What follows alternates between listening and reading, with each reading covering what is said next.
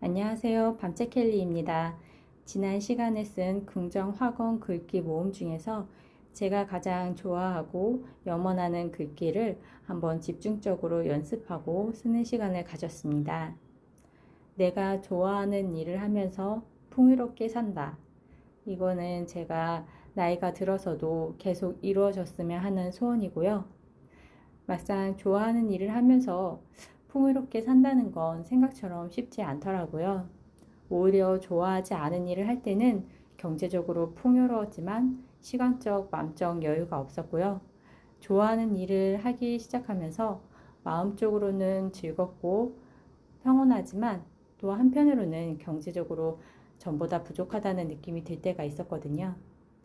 그래도 좋아하는 일을 포기하지 않으면서 앞으로 계속 해나가려고 노력하고 있습니다.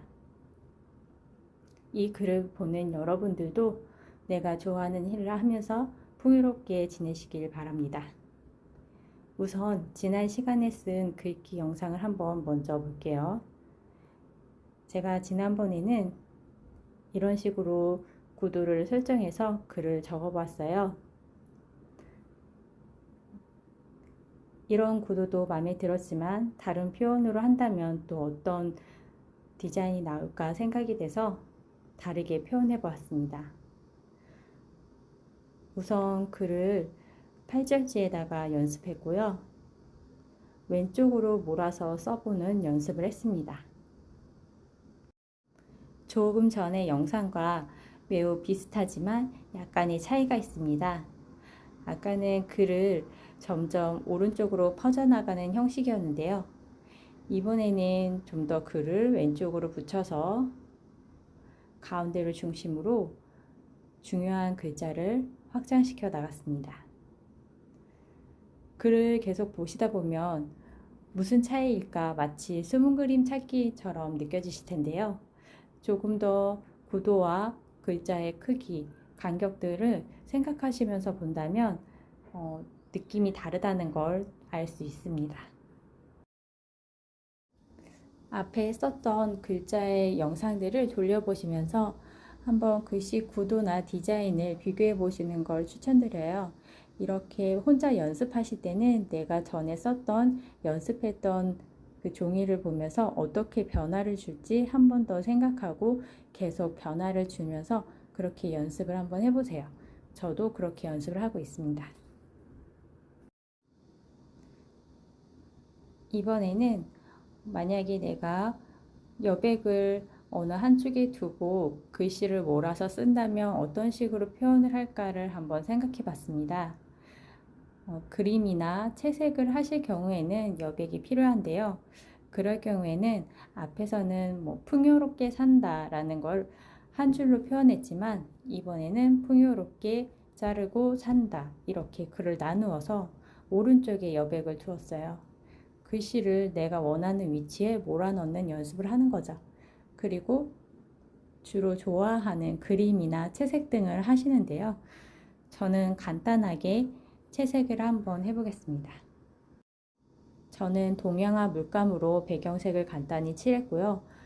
동양화 물감과 수채 물감의 차이는 동양화 물감에는 악유 성분이 들어 있습니다. 그래서 배접을 할 때 번지지 않고 배경이 그 원래의 형태대로 그대로 보존이 되고요. 만약에 수채 물감을 사용할 경우에는 색이 번지게 됩니다. 그런데 어떤 분들은 수채 물감으로 사용하시는 분도 계세요. 그럴 경우에는 번져도 상관없이 전체를 채색하는 경우이기도 하겠죠. 그리고 일반 화선지는 너무 얇기 때문에 이렇게 많은 배경색을 칠할 때는 찢어질 우려가 있어서 저는 이합지에 많은 색을 칠하실 때는 이합지를 사용하시는 것을 추천드리고 있습니다. 이번에는 채색이나 그림을 넣지 않고 내가 강조하고자 하는 글자에다가 효과를 한번 넣어 보려고 해요. 먹의 특성인 녹목과 단목을 활용을 하는 건데요. 한 글자씩 써내려갈 때마다 물에 헹궈서 조금 더 연하게 표현을 했어요. 이때 중요하게 생각하실 거는 글자가 번지지 않게 표현을 해주시는 거예요. 그래서 충분히 물기를 빼고 적어주시면 됩니다. 저는 처음부터 써내려가지 않고 중심을 잡기 위해서 중요하게 생각하는 글자를 먼저 쓴 뒤 그 글자를 중심으로 나머지 글자들을 구도를 잡아가며 써내려갔습니다. 풍요롭기에서 요자가 받침이 없어서 조금 안쪽으로 공간이 많이 남아있는데요. 그 밑에다가 산다라고 표현을 했고요. 그리고 내가 좋아하는 일로를 쓰는데 제가 처음 썼던 영상에서는 글씨 비율이 크게 차이가 나지 않았어요. 그런데 이번에는 풍요롭게를 더 받쳐주기 위해서 내가 좋아하는 일로라는 글자를 아주 작게 한번 표현을 해봤습니다. 이번에는 글의 구도가 팔절지를 중심으로 정 가운데에서 아래로 빠지는 흐름을 한번 표현해 봤는데요. 제가 왼쪽에 썼던 글귀는 글자의 비율을 한번 봐보세요. 내가 좋아하는 일로 풍요롭게 산다. 풍요롭게를 조금 강조를 했지만 크게 이게 눈에 띄지는 않아서 오른쪽에 다시 한번 이번에는 그러면 풍요롭게를 조금 더 강조해보는 글자 표현으로 글씨 비율을 한번 바꿔봤습니다. 어떤 게 더 좋은지는 개인의 취향도 있을 거고요. 또 내가 더 강조하고 싶다 아니면 나는 모든 글을 조화롭게 표현하고 싶다에 따라서 글씨한 표현의 디자인이 달라질 것 같습니다. 그럼 오늘도 즐거운 캘리 생활하세요. 감사합니다.